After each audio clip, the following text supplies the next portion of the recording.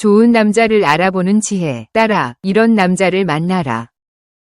딸아, 엄마가 살아오면서 배운 것들을 너에게 전해주고 싶다. 사랑에 빠지면 눈이 멀고 설레면 판단력이 흐려진다. 그것은 너의 잘못이 아니다. 원래 그런 것이다. 하지만 그렇기 때문에 더더욱 가슴이 뜨거워지기 전에 눈을 크게 뜨고 보아야 할 것들이 있다. 잘생긴 얼굴은 3년이면 익숙해지고 달콤한 말은 세월 앞에 닳는다. 하지만 그 사람이 밥을 먹는 방식, 친구를 대하는 태도, 화가 났을 때 내뱉는 첫마디, 이런 것들은 변하지 않는다. 오히려 결혼 후엔 더 선명하게 드러난다. 엄마는 네가 좋은 남자를 만나길 바란다. 완벽한 남자가 아니라 좋은 남자. 그 둘은 전혀 다르다. 돈을 쓰는 방식을 보아라. 데이트할 때 돈을 어떻게 쓰는지를 유심히 관찰하라. 지갑을 여는 것이 아깝지 않되 과시하듯 쓰지 않는 사람이 좋다. 가난한 척 아끼는 사람도 있어 보이려 무리하게 쓰는 사람도 모두 피하라. 진짜 돈을 잘 쓰는 사람은 금액이 아니라 맥락에 맞게 쓴다. 분위기 있는 날에는 분위기 있게, 소박한 날에는 소박하게, 그리고 자신에게만 쓰는 것이 아니라 주변 사람들에게도 기꺼이 쓸 줄 안다. 돈을 대하는 태도는 곧 사람을 대하는 태도다. 지금 당신에게 쓰는 방식이 결혼 후 가정에 쓰는 방식이 된다는 것을 잊지 마라. 그의 어머니를 대하는 방식을 보아라. 어머니에게 지나치게 끌려다니는 마마보이도 어머니를 함부로 대하는 사람도 모두 위험하다. 부모를 대하는 방식은 세월이 지나면 당신을 대하는 방식이 된다. 어머니의 전화에 짜증을 내며 끊는 사람은 언젠가 당신의 말도 그렇게 끊는다. 반대로 어머니 앞에서 자신의 생각을 한마디도 못하는 사람은 결혼 후 당신과 어머니 사이에서 아무것도 결정하지 못하는 사람이 된다. 가장 이상적인 것은 부모를 존중하되 독립적으로 판단하는 사람이다. 그 균형을 갖춘 사람은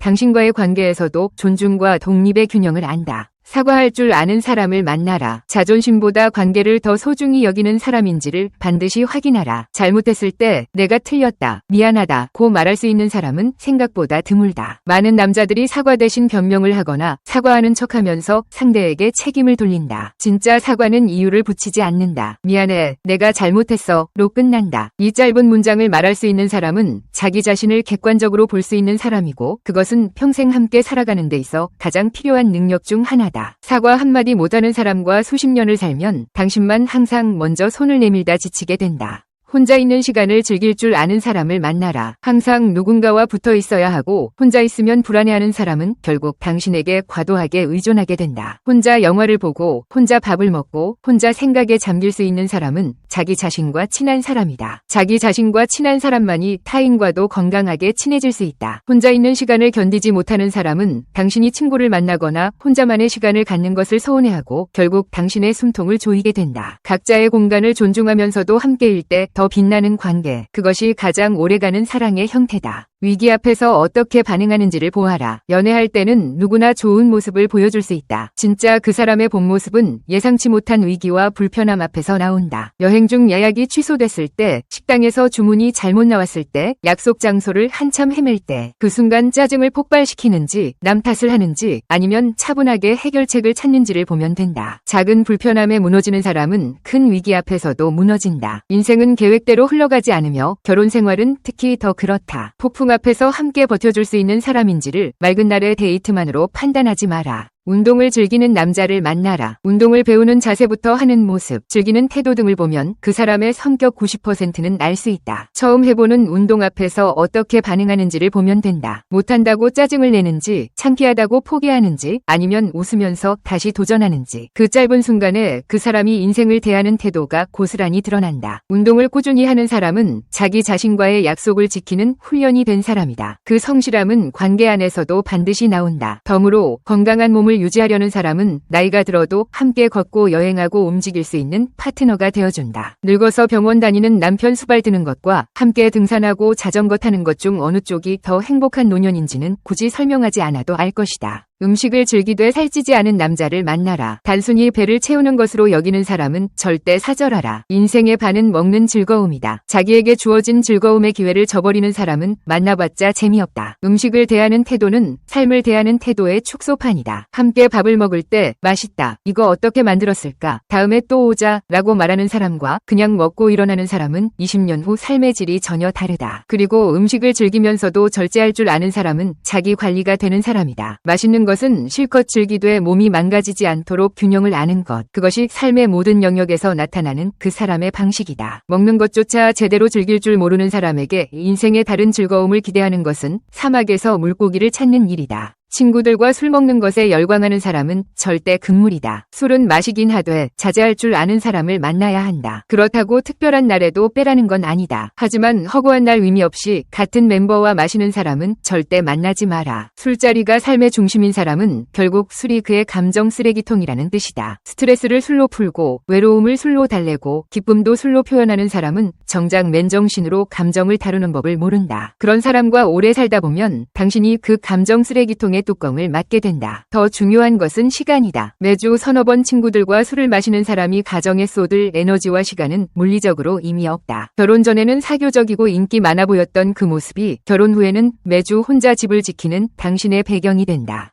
본인 능력은 없으나 집에 돈이 많은 사람은 피하라. 가장 위험한 인물이다. 이들은 주로 향락 문화에 빠질 확률이 높다. 자기 과시하기 좋아하고 명품을 밝히며 돈으로 노는 걸 좋아하는 속물이 주로 이에 속한다. 스스로 무언가를 이뤄본 경험이 없는 사람은 노력의 가치를 모른다. 땀 흘려번 돈이 아니기 때문에 돈을 쓰는 방식도 가볍고 사람을 대하는 방식도 돈으로 환산된다. 부모의 돈으로 자란 허영심은 나이가 들어도 사라지지 않으며 오히려 부모가 늙고 돈이 줄어드는 시점에서 그 민낯이 드러난다. 반대로 변변치 않은 환경에서 스스로 길을 만들어온 남자는 다르다. 가진 것이 없어도 눈빛이 다르고 말에 무게가 있으며 지금 당장은 초라해 보여도 10년 후가 기대되는 사람이다. 현재의 조건이 아니라 성장의 방향을 보는 눈을 키워야 한다. 유머 감각이 있는 사람을 만나라. 생활 속에 잔잔하게 웃음을 주는 사람을 만나야 한다. 그러나 나서기 좋아하며 남들을 선동하려는 사람은 무뚝뚝이보다 못하다. 심하게 잡기에 능한 사람도 피하라. 진짜 유머는 상대를 웃기는 것이 아니라 함께 웃는 것이다. 누군가를 희생양 삼아 웃음을 만들거나 분위기를 독점하려는 유머는 결국 당신을 향하게 될 날이 온다. 진짜 좋은 유머 감각은 삶이 무거울 때 그 무게를 조금 덜어주는 능력이다. 아이가 아파서 밤새 뒤척이다 지쳐있을 때 직장에서 치어서 현관문을 열자마자 무너질 것 같을 때 그 옆에서 별것 아닌 말 한마디로 피식 웃게 만들어주는 사람. 그 능력이 결혼 생활을 버티게 하는 보이지 않는 기둥이 된다. 명석한 사람을 만나라. 대화를 나누다 보면 그 사람의 지식이나 똑똑한 정도는 파악할 줄 알아야 한다. 이걸 못 느낀다면 자신도 공부를 해서 똑똑해져라. 여기서 명석함이란 학벌이나 스펙이 아니다. 어떤 문제 앞에서 당황하지 않고 생각하는 힘, 자신이 모르는 것을 모른다고 말할 줄 아는 지적 겸손함, 그리고 새로운 정보를 받아들여 자신의 생각을 바꿀 수 있는 유연함이다. 이런 사람은 돈 문제가 생겼을 때, 아이 교육 문제가 생겼을 때, 가족 간 갈등이 생겼을 때 감정에 휩쓸리지 않고 함께 해결책을 찾아준다. 반대로 똑똑해 보이지만 자기 생각만 옳다고 우기는 사람은 오히려 가장 다루기 어려운 유형이다. 총명함과 고집을 구별하는 눈을 길러야 한다.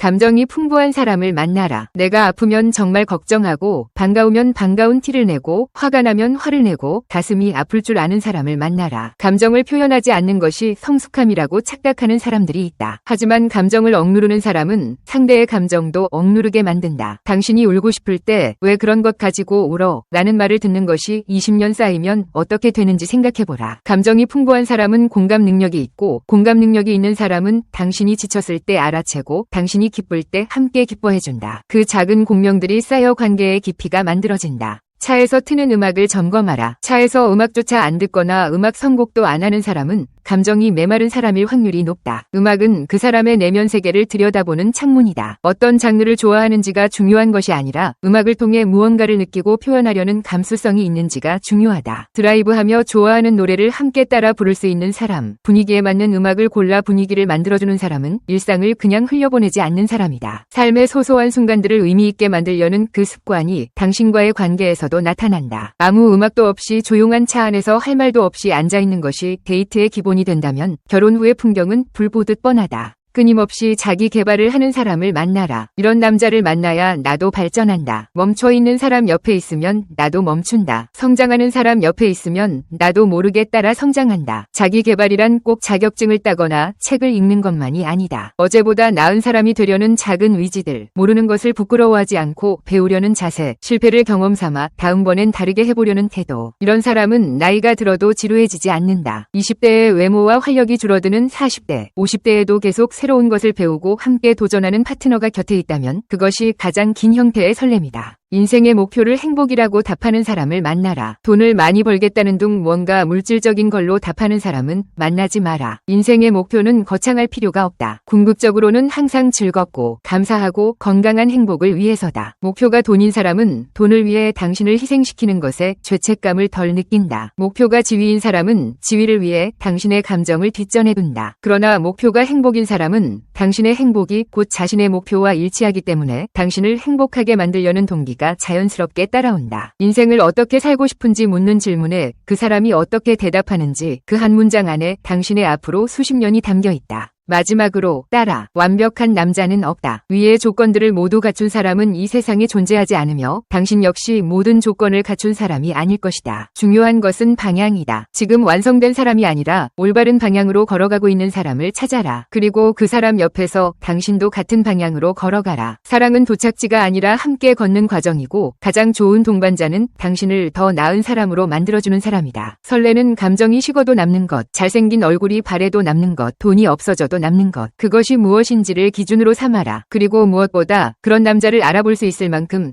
당신 자신이 먼저 성장해 있어라.